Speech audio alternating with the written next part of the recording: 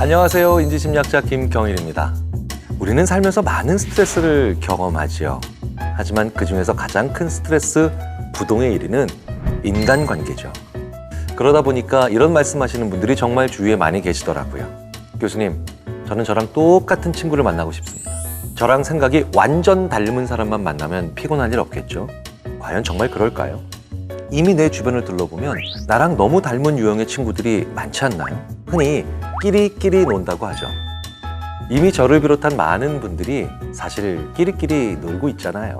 그리고 내 주변에 나랑 비슷한 그런 사람들만 있을 때 오히려 위험할 수 있다는 점 알고 계신가요? 우리가 끼리끼리 놀면 위험한 이유, 정말 많이 다른 유형의 사람들도 만나야 하는 이유, 오늘 심리 읽어드립니다에서 공개해드리겠습니다.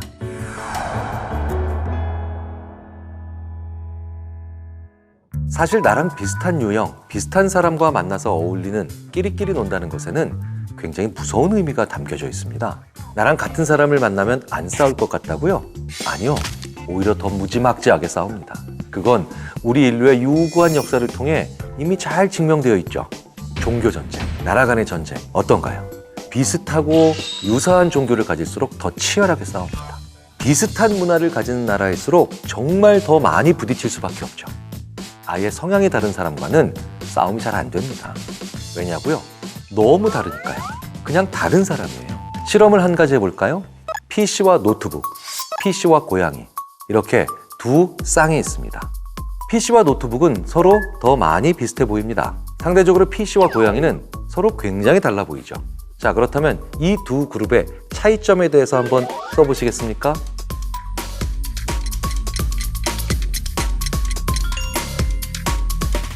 어떤 그룹에 대해서 더 많이 쓸 수 있을 것 같으신가요?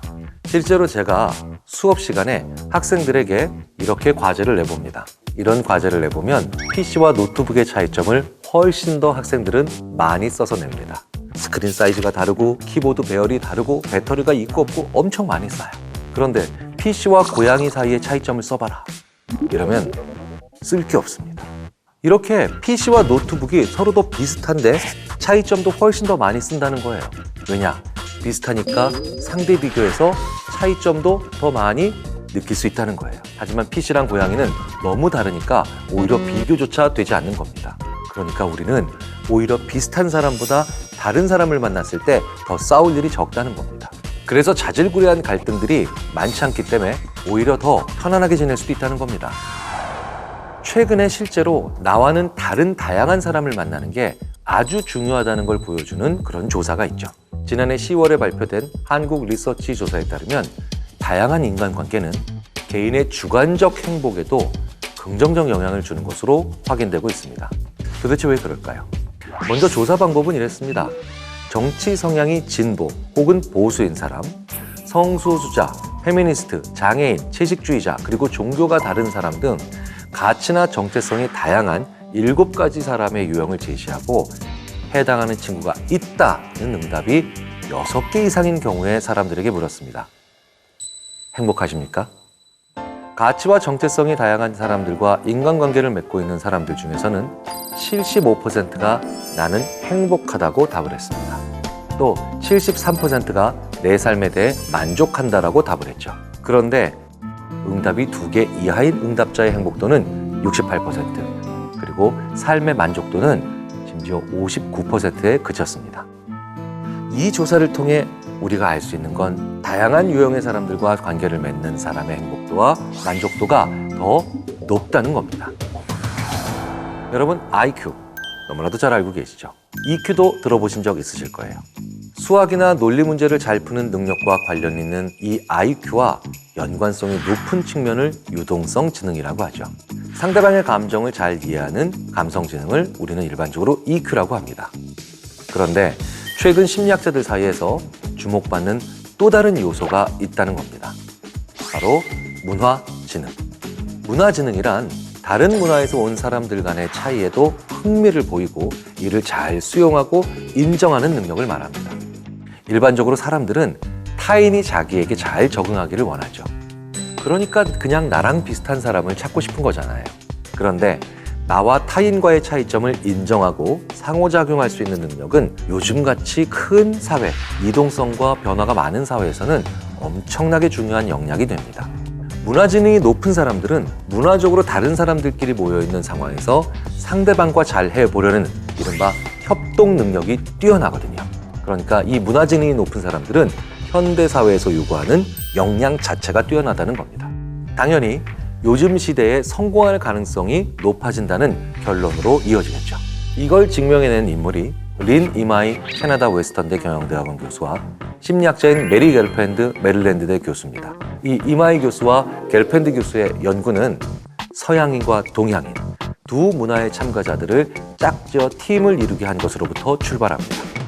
각 팀이 해야 할 과제는 서로 협동해서 두 개의 상점을 하나의 위치로 옮겨 새로운 벤처 기업을 만들어내는 그런 과제였습니다.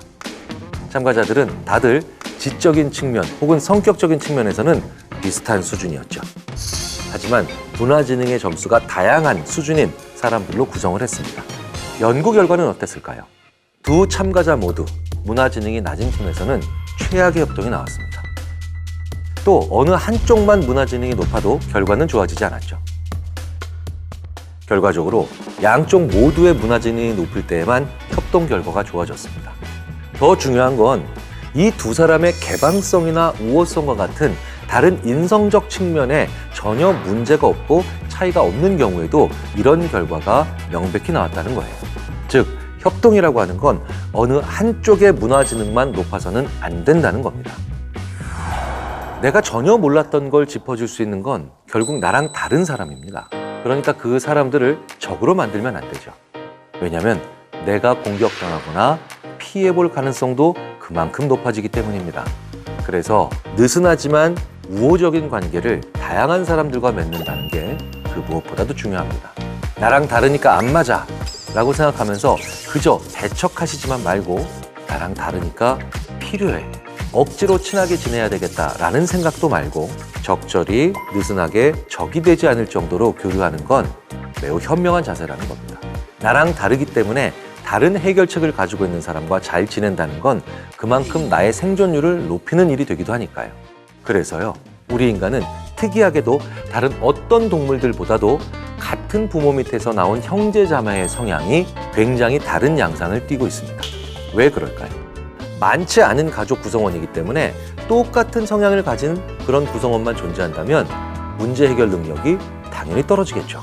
우리 인간을 진화적 관점에서 봐도 우리는 나와 다른, 즉 다양한 사람을 만나는 게 반드시 필요한 존재라는 겁니다. 끼리끼리 놀면 위험한 점이 또 하나 있습니다. 바로 우리끼리 갈등이 생겼을 때 갈등 치유가 더 어렵다는 거예요. 끼리끼리만 놀았잖아요. 다 같은 사람들의 모임들이잖아요. 그런데 갈등이 생겼다? 그러면 갈 데가 없어지는 겁니다. 우리끼리의 모임을 건강하게 유지하기 위해서도 다른 유형의 다양한 사람들을 평상시에 문득문득 만나는 게 필요하다는 겁니다. 우리 인간은 그게 유리하도록 설계된 존재라는 겁니다. 그렇다면 우리가 새로운 사람과 가까워질 때 중요하게 생각해야 하는 건 뭘까요? 캐나다 캘거리 대학의 이기범 교수님께서 인간관계에 대한 진리를 결정 내려주셨습니다. 나와 성향이 같다, 다르다가 아니라 그 사람이 진실한가 아닌가를 봐야 한다는 거죠. 나한테 자기의 진짜 의도를 숨기지 않는 사람을 의미합니다. 그래야만 진짜 좋은 친구가 될 수 있다는 거예요. 나머지는 달라도 무방합니다. 누군가와 친해지고 싶다면 나의 의도를 솔직히 말씀하셔야 돼요. 그리고 나이가 들수록 그걸 솔직히 얘기하면서도 주책스럽지 않게 말할 수 있는 그런 사회적 품위가 필요하죠. 바로 그 점이 우리가 나이 들어가면서 가져야 할 최고의 사회적 능력이자 가장 중요한 능력이 아닐까 생각합니다.